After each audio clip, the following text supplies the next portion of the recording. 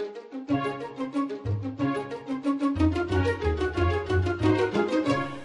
I'm Lorie Marrero, and today's Clutter video tip is about New Year's resolutions. Everybody wants to talk about getting organized for the new year, so I want to share with you 5 ways to help you make resolutions that really stick. First, you want to take on only small amounts of change at a time. I once knew an inactive, meat-eating smoker who decided he was going to take on an exercise program, becoming a vegetarian, and quitting smoking all at the same time. So you can imagine how that turned out. And we want to not take all of our goals and just stack them up on top of each other. We want to set those goals out in front of each other and have a line of successes that lead into each other so that we don't set ourselves up for failure right at the beginning.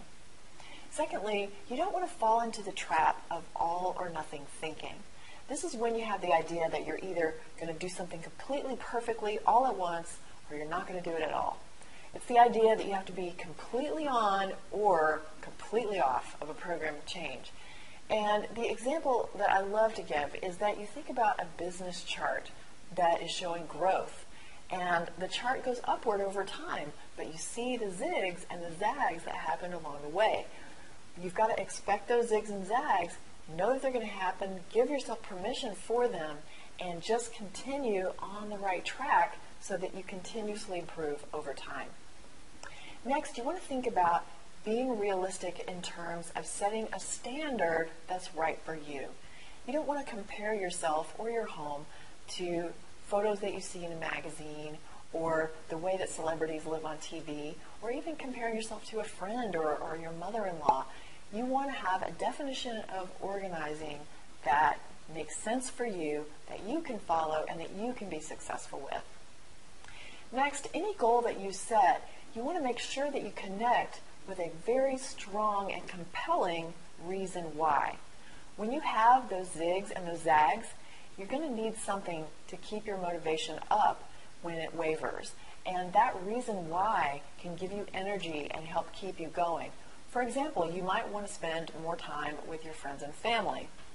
And being organized is going to help you feel a little more comfortable when the doorbell rings.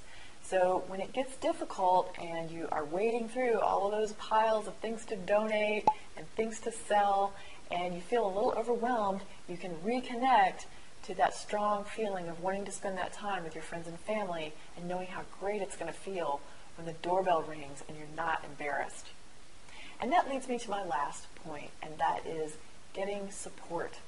Your motivation will waver, you will have zigs and zags, but the support is the missing link in most people's efforts toward personal change. So you want to have somebody like we have in our program, a motivation partner, that can help you with encouragement and also with some accountability to help keep you going on the right track. And if you do this, your chances of success are much higher. We have this in our program, and that's why I created the Clutter Diet program to begin with.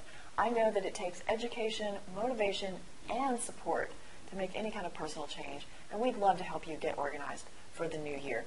You can find out more about our program at clutterdiet.com/learn-more. See you next time, and may you always be happy and grateful for having more than enough.